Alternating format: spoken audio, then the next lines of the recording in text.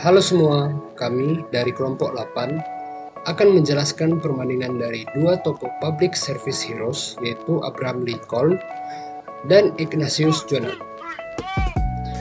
Abraham Lincoln adalah seorang negarawan dan pengacara Amerika Serikat yang menjabat sebagai Presiden Amerika Serikat ke-16 dari tahun 1861 hingga kematiannya pada tahun 1865. Dia memimpin negara itu melalui perang saudara yang bisa dibilang merupakan krisis moral, sosial, nasional, dan internasional terbesarnya.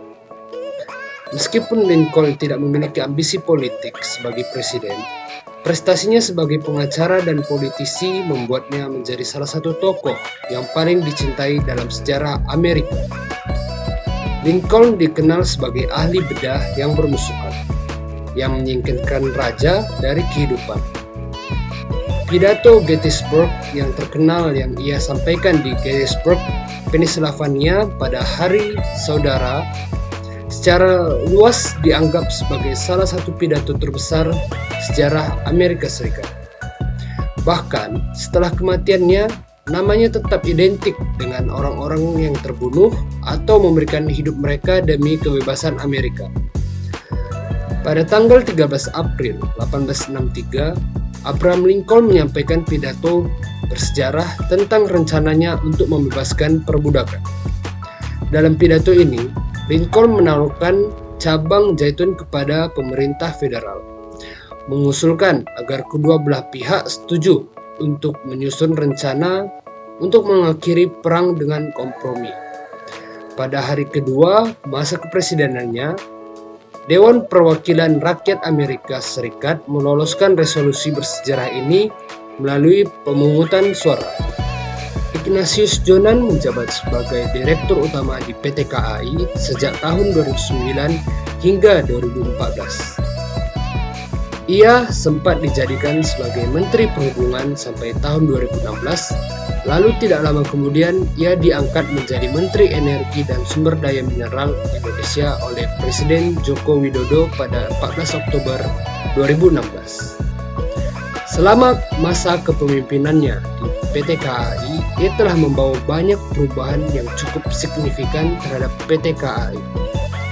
Hal-hal yang mengalami perubahan adalah strategi, sistem, pola pikir, budaya, dan penggunaan teknologi dari PT KAI.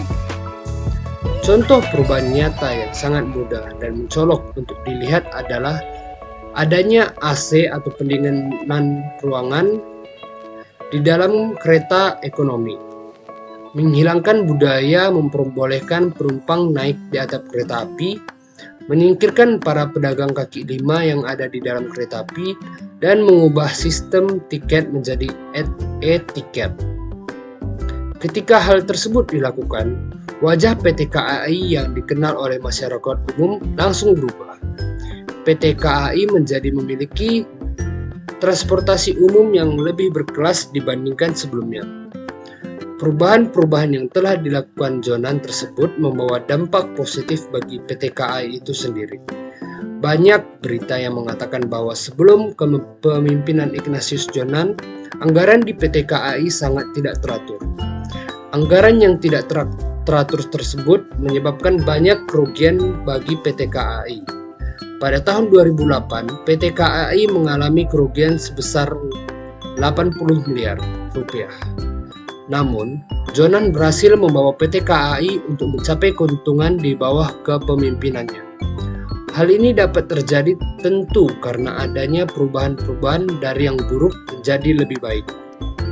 Pelajaran yang dapat kita ambil dari kedua tokoh tersebut adalah: 1.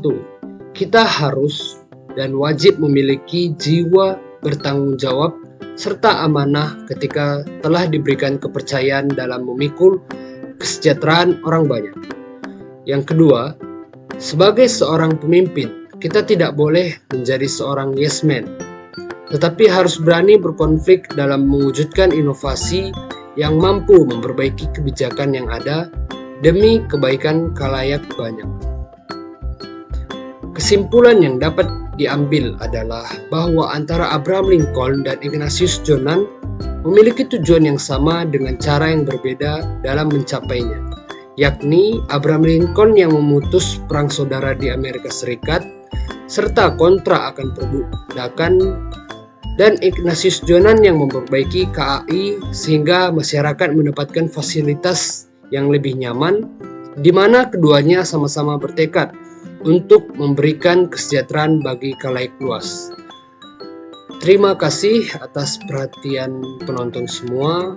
Semoga informasi yang kami berikan dapat menjadi manfaat bagi kita semua.